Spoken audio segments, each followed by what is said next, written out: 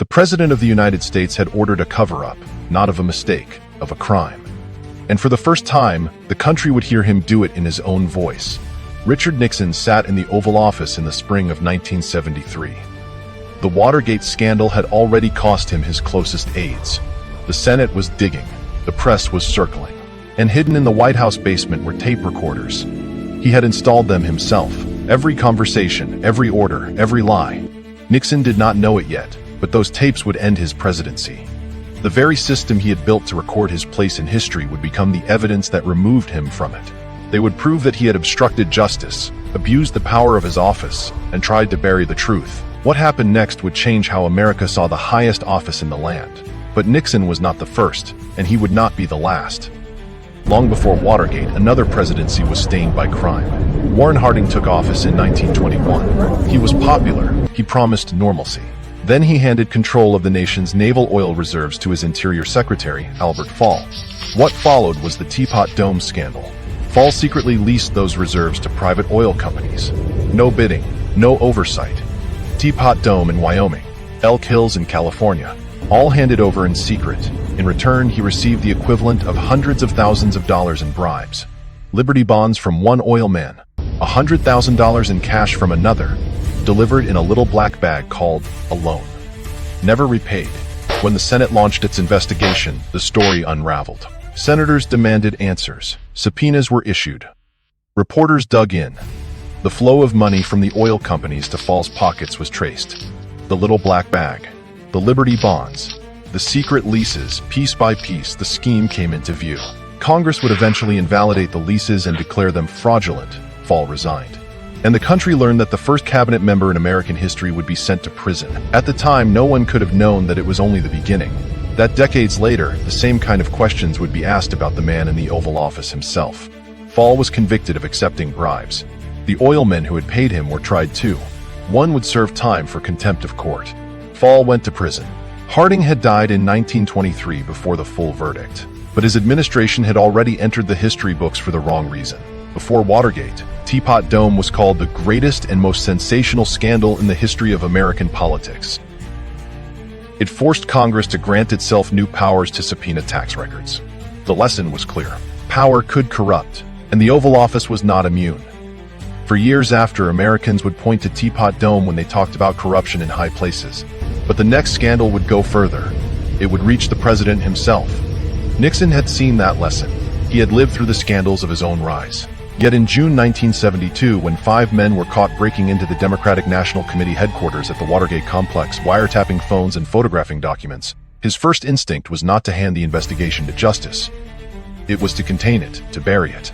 The burglars had ties to the White House. They had been paid. They had wiretaps and cameras. Someone had ordered the operation. Instead of finding out who, the president's men used the CIA, the FBI, and the White House itself to block anyone who came close to the truth.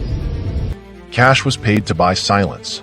Evidence was shredded. The cover-up grew. So did the list of people who knew. And then came a moment that would define the crisis. The Saturday Night Massacre. When the special prosecutor demanded the tapes, Nixon ordered his attorney general to fire him. The attorney general refused and resigned. So did his deputy. Finally, the third in line did the deed. The country watched in disbelief. A president was willing to tear apart the Justice Department to hide what was on those tapes. Protests erupted. Resignation letters piled up. The question was no longer whether something was wrong. It was how deep it went, and what would happen when the truth finally came out. The answer arrived in the form of a subpoena. The special prosecutor had demanded the tapes. Nixon had refused. The case went to the Supreme Court. In July 1974, the court ruled unanimously. The president had to hand over the recordings. He did. One tape contained an 18.5-minute gap erased, but others were intact. On them, Nixon could be heard discussing the cover-up, directing aides to block the FBI, and treating the break-in as a political problem to be managed, not a crime to be reported. The smoking gun, his own critics called it. The tapes did not just document a crime. They documented the mindset. A president who saw the law as an obstacle to be worked around, who saw the FBI as a tool to be deployed or silenced, who saw the break-in at Watergate not as a felony but as damage to be contained. That mindset would now be part of the record forever. The House Judiciary Committee approved 3 articles of impeachment: obstruction of justice, abuse of power, contempt of Congress, Nixon had lost the courts. He had lost the public. He had lost his party. On August 9, 1974, he resigned. No American president had ever left office that way. He left the White House by helicopter. His successor would later pardon him. The system had held. But the shock would linger for decades. Trust in the presidency had been shattered, and the next time a president stood accused, the stakes would be different. The template had been set. The country now knew what it looked like when the highest office in the land was used to hide a crime. The charges would be different. Whether the law could touch the man in the Oval Office would be tested again. 24 years later, the country was forced to face it again. Whether a sitting president could break the law and stay in office would be decided in a courtroom, with a dress and a grand jury at the center of the case. Bill Clinton had been accused of lying under oath, not in a back room. In a federal deposition, he had denied a sexual relationship with a White House intern, Monica Lewinsky. When the evidence proved otherwise, when address and testimony made the lie undeniable, he was accused of perjury and obstruction of justice. The independent counsel had built the case. The Starr report had laid it out in detail. The debate consumed the country. Some saw it as a private matter. Others saw it as a test of the rule of law. The House impeached him in December 1998. The charges were grave. The trial in the Senate was televised.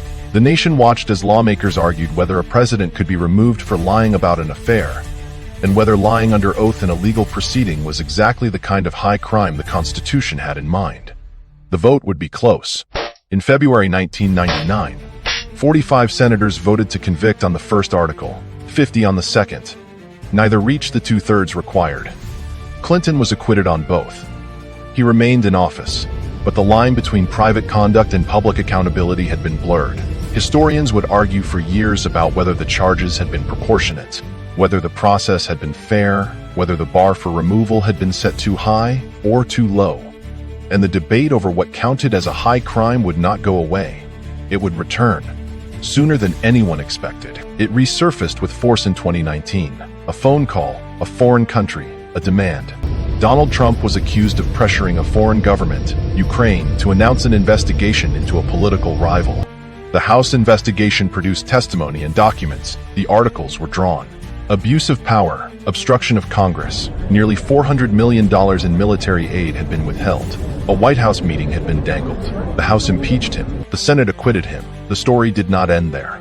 14 months later, the country would face something no one had seen before. In January 2021, after a mob stormed the Capitol in an effort to disrupt the counting of electoral votes, the House impeached him again, this time for incitement of insurrection. A majority of the Senate voted to convict, 57 to 43, but the tally again fell short of two-thirds. He was acquitted a second time. No president had ever been impeached twice. No president had ever faced the charge of incitement of insurrection. The record had been set, and the debate over accountability would continue long after the gavel came down. The pattern was now impossible to ignore. Accusation, investigation, impeachment, a trial in the Senate, and then, in every case so far, the president either resigned or was acquitted. The mechanism was the same. The outcomes were not. One president had left in disgrace. Others had stayed. But every time, the same question had been asked, and every time the country had been forced to decide where the line was. No sitting president has ever been convicted by the Senate. The bar was high by design. The framers had made removal difficult on purpose. They had wanted stability. They had wanted the people to decide at the ballot box when possible. But the cost of that design was written in the headlines, in the trials, in the tapes, in the votes that did not reach two-thirds. The framers of the Constitution built impeachment into our foundation for a reason, leaving the phrase high crimes and misdemeanors without a precise definition. They understood what unchecked power could do and gave Congress the tools to address it, even if they couldn't guarantee the outcomes would satisfy everyone. From the Teapot Dome scandal that sent a cabinet secretary to prison to the Watergate crisis that drove a president from office, and the trials of Clinton and Trump that followed, the results have always varied. Yet the core question has never changed. What happens when the person in the Oval Office finally crosses the line?